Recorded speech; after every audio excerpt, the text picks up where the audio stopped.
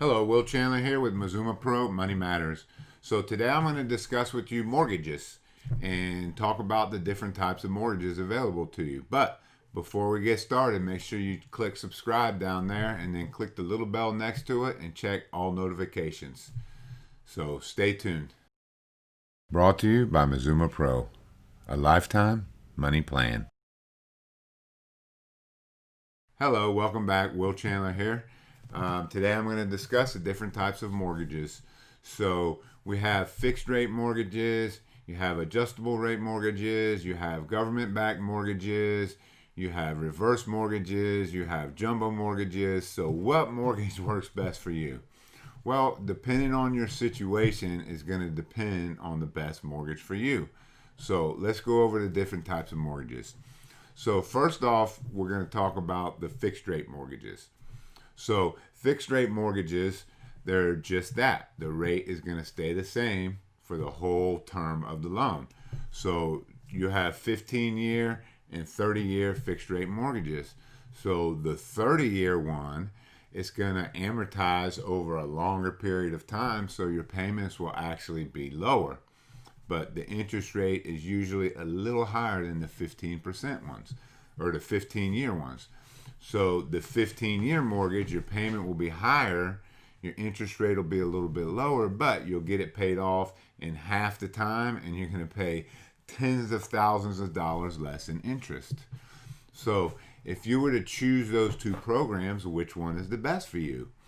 Well, if you're tight on money, obviously a lot of people choose the 30-year mortgage.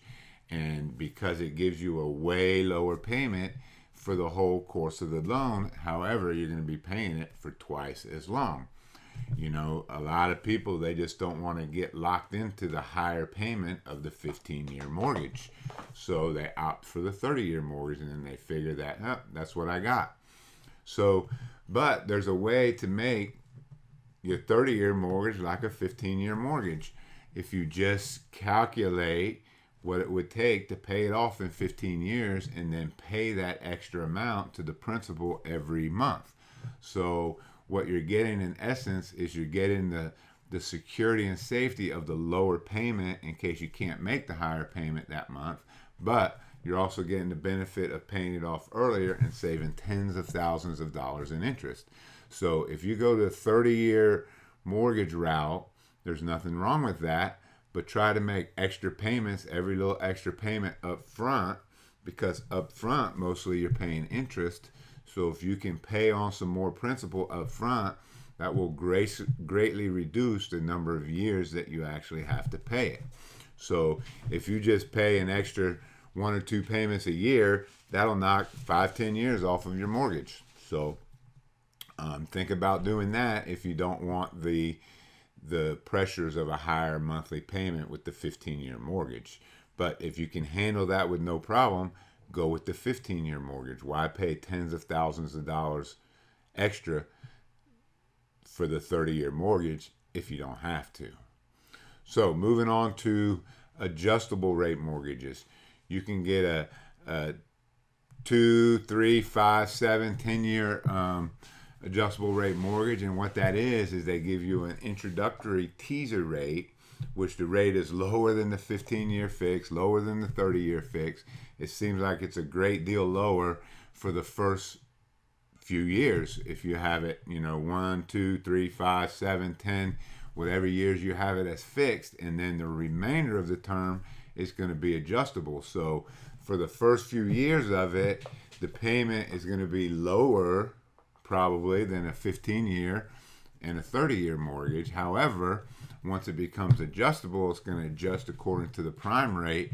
So your payment might spike up $100 or $200 or $300 once the adjustable period begins. So with an adjustable mortgage, you have a fixed rate period in the beginning with a low teaser rate, and then after that fixed rate period is over, then it's going to be an adjustable period for the whole rest of the loan. And that is going to be where your payment is going to end up rising $200 or $300 or $400. It could go up quite substantially depending on how low the teaser rate was. So those are adjustable rate mortgages.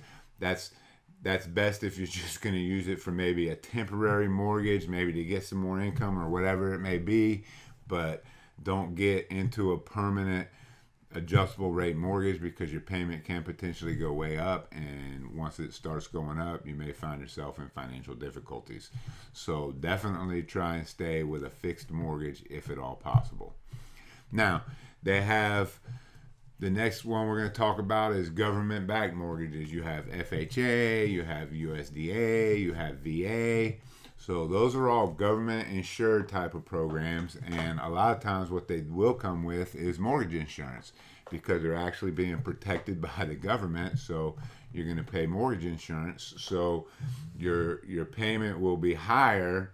Even though you'll get a pretty decent interest rate, your payment will be higher because you're going to have mortgage insurance on top of it, because the typical down payment for loans like that is like 3.5%. Some of them are 0%, no down payment.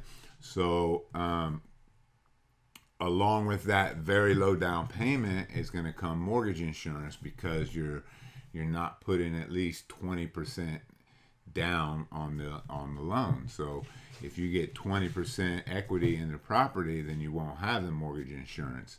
But if you don't, and you start with a very low down payment or no down payment, because it's a federally insured program, FHA, VA, or USDA, then you're going to end up with mortgage insurance, and then your payment's going to actually be higher because you have that mortgage insurance, but you can get into it with a very low down payment. So that's government-backed mortgages. So reverse mortgages. Now, reverse mortgages, you got to be over 62 to get a reverse mortgage. And reverse mortgages are good and bad.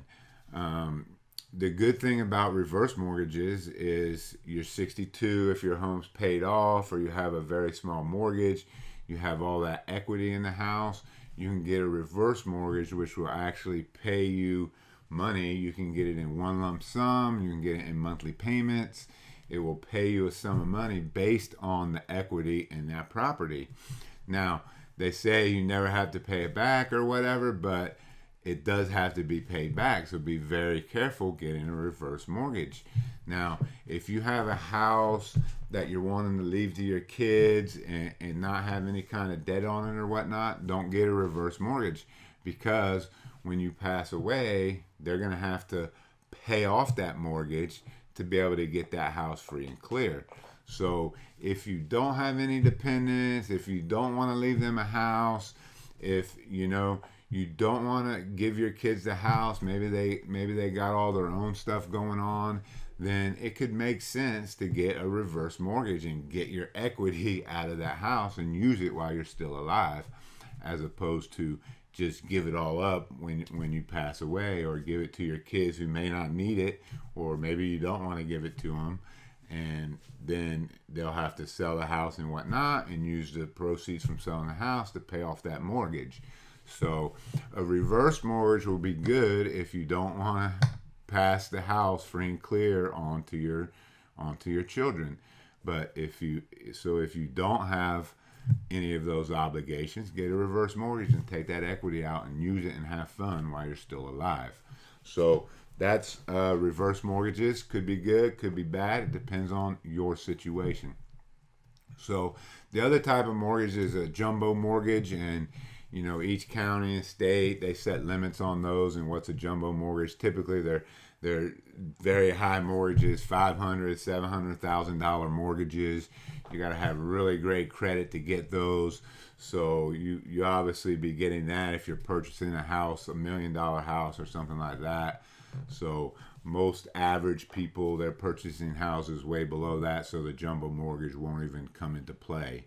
So that's the rundown on basically the different types of mortgages that's available. You got the 15 and 30 year fixed. The 15 year obviously gets it paid off the fastest, but the payment will be higher. You got the adjustable mortgages, which just keep in mind you're going to have a fixed rate for that first period of time, and then the rate's going to be adjustable. After that, you have the government-backed mortgages, which, remember, you're going to have mortgage insurance if you have less than 20% equity in the property. You're going to have a low down payment on that, probably low interest rate, but you will have mortgage insurance, and it's backed by the government. And you have reverse mortgages, which maybe would benefit you if you don't have anybody that you're wanting to leave a house to, or leave, a debt-free house to.